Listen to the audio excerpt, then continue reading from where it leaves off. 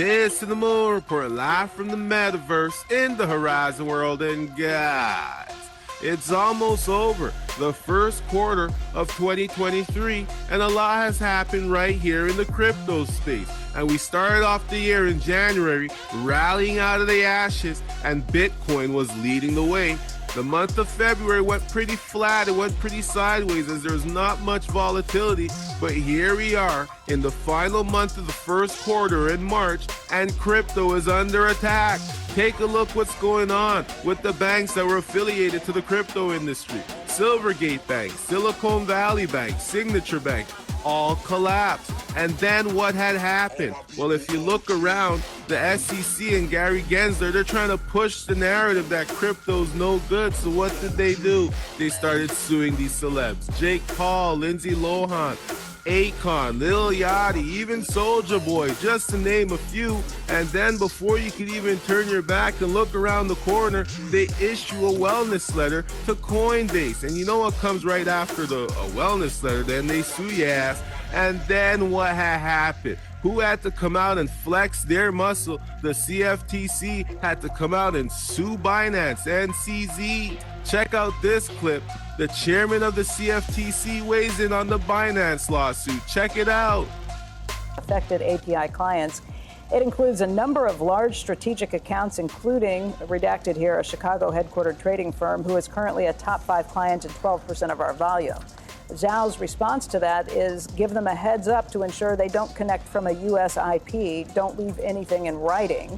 They have non-U.S. entities. Let's also make sure we don't hit the biggest market makers with that email first. Do you have Signal, which is a way of privately transacting messages back and forth that you can't track? If that's the case, if this went straight to the top, what would an appropriate punishment be?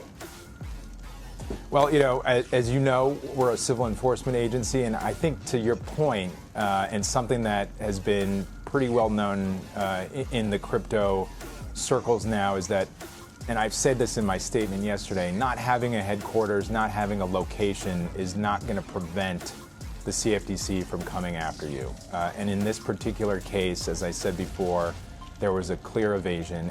And when we looked at the entities, it is a common enterprise, dozens and dozens of entities scattered across the globe with control persons up to Mr. Zhao. And when you have that situation where you have a control person of a common enterprise, I think there's clear potential liability that we saw. And as you pointed out, clear documentation of an intent to evade law with a very clear, direct method of saying, this is what we need to do to evade U.S. law so that we can have access to the market. So we feel pretty confident in this case. Obviously, something that we care about deeply and that we've been on top of for several years in this crypto space. I've been on the show with you talking about a lack of authority for the CFTC in the commodity crypto space, and I think this just demonstrates the need for clear rules, but also authority so that we can avoid situations like this and make sure that we're creating transparent markets so that U.S. customers are not subject to fraud or manipulation.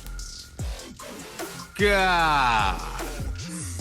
After CZ received this lawsuit, he ended up swiftly tweeting the number 4. And hey, if you don't know why he tweeted the number 4, well, you just have to look back to what he tweeted at the beginning of the year, as he did say how he was going to go about this year of 2023. Let me pull up the tweet. As the year started, 2023, he tweeted, "We'll try to keep 2023 simple. Spend more time on less things, do's and don'ts. Number 1, education. Number 2, compliance. Number 3, products and services.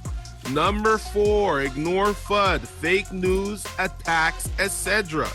In the future, would appreciate if you can link to this post when I tweet number 4. Guys, CZ sending you guys a message. He's trying to tell you that this is nothing but fun. All they're trying to do is just inflict fear, uncertainty, and doubt in the mindsets of the people out there who might want to jump into the crypto space. They're trying to muddy the waters. They don't want you to jump in the crypto space because they don't want you to attain financial freedom. They want to keep you stuck in the system, in the rat race, where you gotta hustle and bustle on a 9 to 5, so they keep you there. Well, hey, what you're gonna have to do is DYOR, because there's so many reasons out there why they're painting this narrative to keep you out. There, I heard the good word on the street is this is the choke point 2.0. They're trying to get the people out the crypto space. But DYOR, you're gonna have to do your own research. If you want to jump in the crypto space and if you want to create generational wealth, you can't rely on the mainstream media. You gotta dig deeper. This is Biz to the Moon, reporting live from the metaverse. I'm finna see you soon.